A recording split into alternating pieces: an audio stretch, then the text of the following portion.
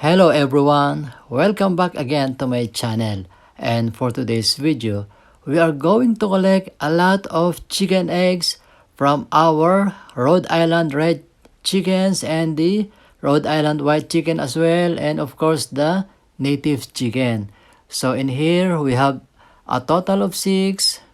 Wow, that's another blessings from our chicken, and thanks God for having our chickens a healthy chicken.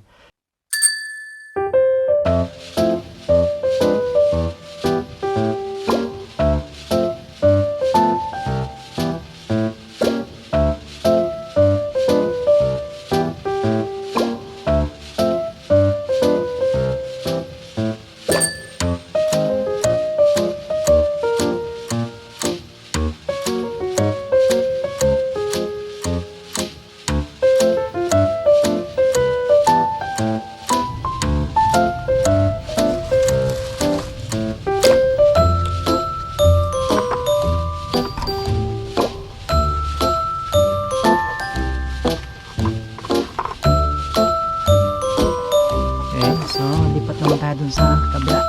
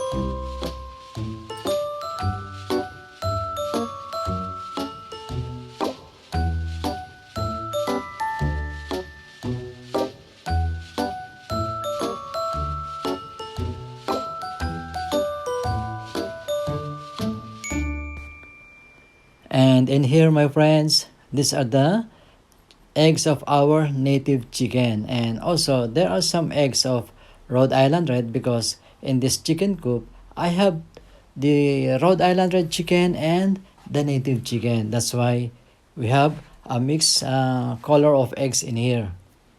But again, thanks God, we have collected a lot of chicken eggs.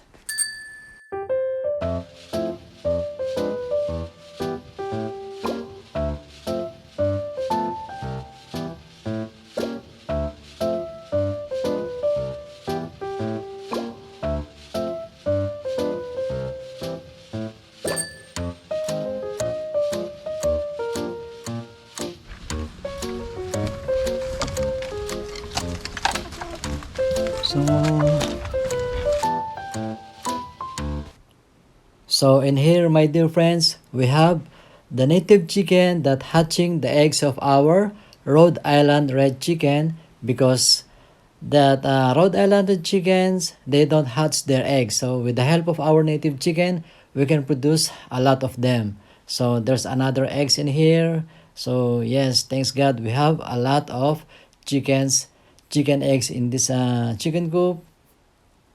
So if I were you, my friends, if you have a little space, then you can start having your chicken as well in your backyard. So no need for you to go to food store to buy your own chicken eggs.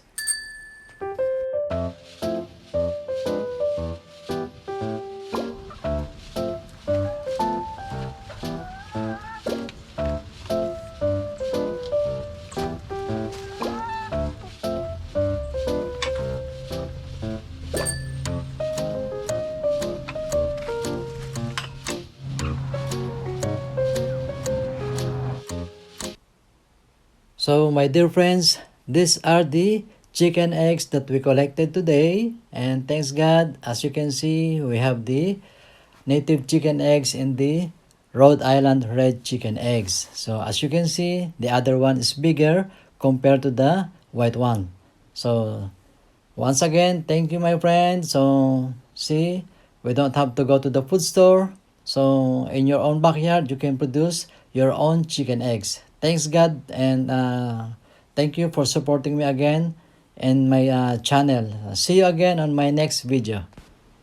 And also, for my Filipino viewers, I have another channel which is Kuya Alex ng Bahamas, at doon po ay nagbabahagi po ako sa Tagalog na lengguwahe. At maraming salamat po sa inyong pangunawa kung ako po ay gumagamit ng English dito, sapagkat ako po ay nasa lugar ng English country or ng Bahamas.